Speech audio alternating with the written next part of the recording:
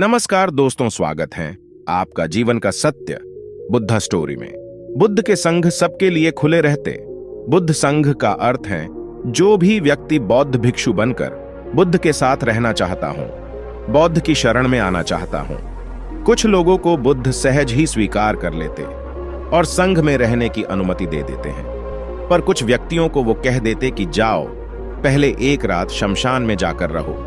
इसी तरह एक दिन एक व्यक्ति बुद्ध के पास आया और उसने बुद्ध के संघ में शामिल होने की इच्छा जताते हुए कहा, गुरुजी, मैं आपका शिष्य बनना चाहता हूं। बुद्ध ने कहा, तुम्हें मेरा शिष्य बनने के लिए एक दिन पूरा शमशान में बिताना होगा और वहां तुम जो भी देखोगे, जो भी महसूस करोगे, मुझे आकर बताओगे। उसके बाद ही तुम संघ में शामिल हो पाओगे। वो व्यक्ति ये सुन घबरा गया। उसने बुद्ध से कांपती आवाज में कहा, गुरुजी, दिन में तो ठीक है, लेकिन रात में शमशान में रहना खतरनाक है। बुद्ध ने कहा, कैसा खतरा? व्यक्ति ने कहा, वहां भूत प्रेत होंगे, वो मुझे पकड़ लेंगे और जान से मार देंगे या जीवन नर्क बना देंगे। भूत प्रेतों का खौफ उस व्यक्ति के चेहरे पर साफ दिख रहा। पर बुद्ध ने कहा, क्या तुमने भूत प्रेत देखे हैं? व्यक्ति ने कहा, नहीं, पर मैंने सुना बहुत हैं और कुछ ऐसे लोगों को जरूर देखा है जिनमें भूत आ जाते हैं और उन्हें परेशान करते हैं, अजीब अजीब हरकतें करते हैं। इस पर बुद्ध ने कहा, फिर तो अब तुम्हारे पास यह सुनहरा अवसर है ये जानने के लिए कि क्या वाकई भूत प्रेत होते हैं या नहीं। तुम एक रात शमशान में व्यतीत करो। वहां अगर तुम्हें कुछ ऐसा लगे कि वो भूत हैं, तो देखना कि वो कैसा दिखता है, और यदि ऐसा कुछ ना हुआ तो तुम यह जान पाओगे कि भूत प्रेत जैसी कोई चीज नहीं होती। इस तरह पूरी रात तुम जो भी अनुभव कर पाओ वो सुबह मुझे आकर बताना। बुद्ध की बातों से वो व्यक्ति जिज्ञासु हो जाता है। व्यक्ति बोला, ठीक है गुरुजी, मैं एक पूरा दिन और रात शमशान में गुजारूंगा। बुद्ध ने कहा, ठीक है, अभी तुम स्नान कर लो और आश्रम में जाकर भोजन करके आराम करो। कल सूर्य की पहली किरण के साथ ही शमशान पहुंच जाना। व्यक्ति के जाने के बाद बुद्ध ने अपने 4 शिष्यों से कहा कि वह व्यक्ति कल शमशान जाएगा, तुम उसके पीछे जाना और उस पर नजर रखना, पर ध्यान रहे उसे भनक भी ना लगे कि कोई उस पर नजर रख रहा है। अगले दिन सुबह होते ही वो व्यक्ति शमशान पहुंच गया। बौद्ध भिक्षु भी उस व्यक्ति का पीछा करते हुए एक जगह छुपकर उस व्यक्ति पर नजर रखने लगा। जब तक दिन था तब तक वो व्यक्ति शमशान में इधर उधर घूमता रहा। उसे खास वैसा कुछ भी अनुभव नहीं हुआ, लेकिन जैसे जैसे सूर्यास्त के साथ अंधेरा घना हो रहा था, उस व्यक्ति की धड़कनें बढ़ाती जा रही थी। किसी तरह उस व्यक्ति ने पूरी रात शमशान में गुजार ही ली और सुबह होते ही वो बुद्ध के पास पहुंच गया। बुद्ध ने व्यक्ति से पूछा, बताओ, शमशान में कैसा समय व्यक्तित्व हुआ तुम्हारा? क्या अनुभव किया? क्या क्या देखा? व्यक्ति बोला, गुरुजी, जैसे ही मैं सुबह सुबह शमशान पहुंचा तो वहां कुछ घंटे बाद मुझे कुछ लोगों की भीड़ शमशान की ओर आती दिखाई पड़ी, जो एक अर्थी लिए आ रहे थे। मैंने जब उन लोगों को ध्यान से देखा तो उनमें से कुछ लोग बेहद दुखी, कुछ लोग सामान्य और कुछ लोग बेहद खुश थे। वो लोग उस मृत इंसान के बारे बोल रहे थे कि इस व्यक्ति ने बहुत अच्छे कर्म किए हैं, बहुत किस्मत वाला है ये। इसके बाद उस मृत बुजुर्ग के बेटे ने अपने वृद्ध पिता की चिता को अग्नि दी। अर्थी के साथ शमशान आए लोग कुछ देर वहीं खड़े रहे। चिता प्रचंड अग्नि की लपटों से धू धू करके जलती रही। सभी लोग मायूस खड़े जलती चिता को निहार रहे थे। जैसे जैसे चिता की अग्निमंद बढ़ने लगी, वहां मौजूद लोग भी वहां से जाने लगे। थोड़ी देर बाद वहां 2 और अर्थी आई, जिसमें एक अर्थी किसी अमीर व्यक्ति की थी, जो तरह तरह के फूलों से बहुत सजी धजी थी।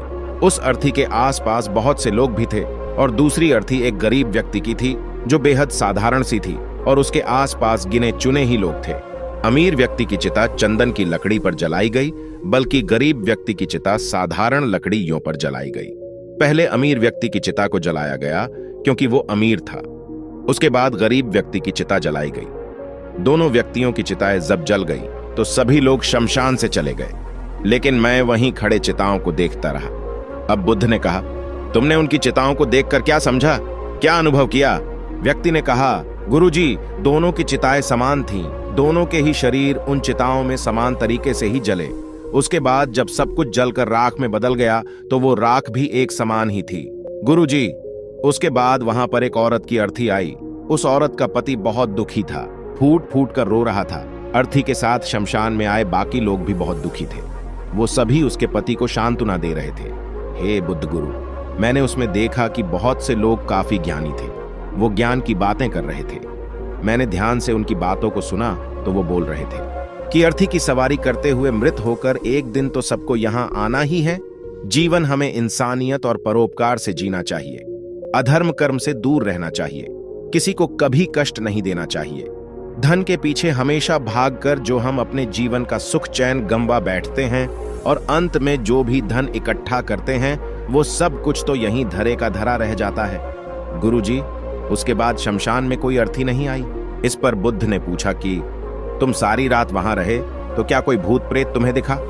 व्यक्ति बोला, नहीं, वहां मुझे कोई भूत प्रेत नहीं दिखा। हालांकि मन में एक डर तो था, पर सच कहूं तो पूरी रात मैं अपने आप से ही डरता रहा। कभी हवाओं से हिलने वाले पत्तों की आवाजों से डरता रहा, तो कभी वहां आसपास मौजूद जीव जंतुओं की आवाजों से डरता रहा। सारी रात सहमा रहा, लेकिन पूरी रात में मुझे कोई भूत प्रेत नजर नहीं आया। बुद्ध ने उस व्यक्ति से कहा, ठीक है, अब तुम जाओ और आश्रम में आराम करो। कल फिर तुम्हें पूरा एक दिन और रात शमशान में बिताना होगा। अब वो व्यक्ति ये सुन बोला, आप कैसी बात कर रहे हैं गुरुजी? आपके ही कहने पर आज पूरा दिन और पूरी रात मैं शमशान में पड़ा रहा। वो समय मैंने कैसे काटा है मैं ही जानता हूं। अब मैं दोबारा वहां नहीं जाऊंगा। बुद्ध ने कहा, देखो, जो खास चीज तुम्हें वहां जाकर मिलनी है वो तुम्हें अभी तक नहीं मिली है। जब तक वो चीज तुम्हें नहीं मिल जाती मैं तुम्हें संघ में शामिल नहीं कर सकता। तुम एक दिन और वहां रुको, तुम्हें वो अवश्य मिल जाएगी। व्यक्ति बोला, ठीक है, मैं कल एक दिन और रात और व्यतीत कर लूंगा शमशान में। अगले दिन सुबह वो व्यक्ति बुद्ध का आशीर्वाद लेकर फिर से शमशान पहुंच गया। एक पूरा दिन और रात बिताकर वो व्यक्ति अगली सुबह फिर बुद्ध के पास पहुंचा, लेकिन इस बार उस व्यक्ति के चेहरे पर एक अलग ही तेज था, एक अलग ही खुशी झलक रही थी, मानो उसे वो मिल गया हो। लेकिन बुद्ध उसके मुंह से सुनना चाहते थे, इसलिए बुद्ध ने एक ही सवाल पूछ की, क्या तुम्हें वो चीज मिली? व्यक्ति बोला, हाँ गुरुजी, मुझे वो मिल गई। बुद्ध ने पूछा कि बताओ, तुम्हें वहां क्या मिला? व्यक्ति ने कहा, गुरुजी, मैंने जीवन का अर्थ समझ लिया है। मैंने वहां देखा कि कुछ लोग शाम को मुझे अर्थी पर लेकर आ रहे हैं। मुझे 4 लोगों ने अपने कंधों पर उठा रखा है। मेरे पीछे कुछ 15-20 लोग रोते बिलखते चल रहे हैं। मेरे पिता अर्थी के आगे आगे चल रहे हैं और कुछ लोग राम नाम सत्य बोलते हुए मेरे ऊपर फूल फेंक रहे हैं। मेरे सभी रिश्तेदार बहुत दुखी हैं। भीड़ में मौजूद कुछ लोग तो सिर्फ दुखी होने का नाटक कर रहे हैं। कुछ लोग मेरे पिता को सांत्वना दे रहे हैं। तभी कुछ देर बाद मेरी अर्थी को जमीन पर रख दिया गया और मेरे शरीर को उठाकर चिता पर लिटा दिया गया। मैं ये सब दृश्य अर्थी पर लेटे हुए देख रहा था। मैंने उस अर्थी से उठना चाहा पर उठ नहीं सका। मैं सांस लेना चाहता था पर सांस नहीं ले पा रहा था। मैं पूरी तरह से असमर्थ और विकलांग की तरह था, क्योंकि मेरे अंदर सांस नहीं थी। मैं अपने पिता को गले लगाना चाहता था, लेकिन मैं उठ नहीं सकता था। मैं भाई को गले लगाकर यह कहना चाहता था कि तुम अपना और माता पिता का ध्यान रखना, घर व परिवार की जिम्मेदारी अब तुम्हारे ऊपर है, इसे बखूबी निभाना। इससे मेरी आत्मा को शांति मिलेगी। कुछ समय बाद मेरा मुंह कपड़े से ढक दिया गया और शरीर के ऊपर कई लकड़ियां रख दी गई। मुझे अब कुछ भी दिखाई नहीं दे रहा था। फिर उसके बाद मुझे अत्यंत गर्मी महसूस हुई। मुझे एहसास हुआ कि मुझे अब जलाया जा रहा है। धीरे धीरे लकड़ियों के साथ साथ मेरा पूरा शरीर जलने लगा। मेरा दम घुट रहा था। मैं उठना चाहता था। आखिर अग्नि ने प्रचंड रूप ले लिया और धीरे धीरे मैं भी उस अग्नि में पूरी तरह खो गया। पूरी रात मैं कहूद को ऐसा ही जलता देखता रहा। मैंने देखा कि अंतिम रूप में मैं एक राख बन चुका हूं। उस पूरी रात ना तो मैं डरा, ना ही मुझे डर का एहसास हुआ। जब आंखें खुली तो एक तीव्र रोशनी मेरे आंखों पर पड़ी। मैंने देखा कि ये तो मैं हूं, वो भी शरीर के साथ। मुझे बहुत सुख का अनुभव हुआ। उसके बाद मेरे मन से ना जाने कितने ही भ्रम समाप्त हो गए और मैं आपके पास आ गया। बुद्ध मुस्कुराए और बोले कि तुम अब संघ में शामिल हो सकते हो, क्योंकि तुमने अब ज्ञान रूपी उस बीज को प्राप्त कर लिया है जिसमें शरीर को भूलकर स्वयं को जानने की इच्छा होती है। इसी ज्ञान की प्राप्ति के लिए मैंने तुम्हें शमशान भेजा था, जहां अंततः तुमने ये जाना कि शरीर नश्वर है, नेत्रों से दिखने वाली हर चीज नश्वर है। शमशान आने वाला हर व्यक्ति भी यह समझ रहा होता है, पर शमशान से वापस जाते ही वो सब भूलकर पुनः उन्हीं गलत क्रियाओं में लग जाता है, जैसे झूठ बोलना, लूट धसोट, अधर्म, लालच, लालसा, बुराई, क्रोध, अपशब्द, अहंकार, ईर्ष्या इत्यादि नाना प्रकार बुरी भावनाओं से बुरे कर्मों को अंजाम देते हैं। किंतु अब तुम्हारे अंदर ज्ञान का वो बीज अंकुरित हो चुका है जिसमें हम जीवन को तब तक नहीं समझ सकते जब तक मृत्यु को निकट से देखा व समझा ना जाए।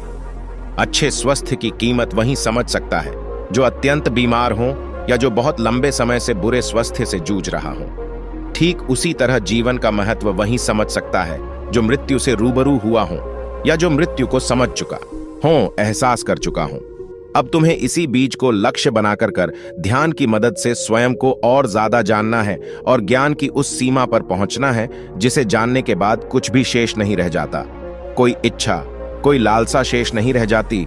मन हर विचारों से मुक्त हो जाता है, सब शून्य में समाहित हो जाता है।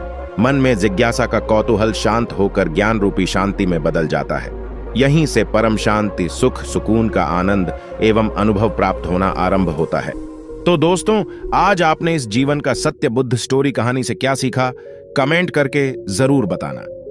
हम अपनी कहानी पर जीवन बदल देने वाली ऐसी ही तमाम ज्ञान से भरी शिक्षाप्रद नैतिक कहानियां आपके लिए लाते ही रहते हैं।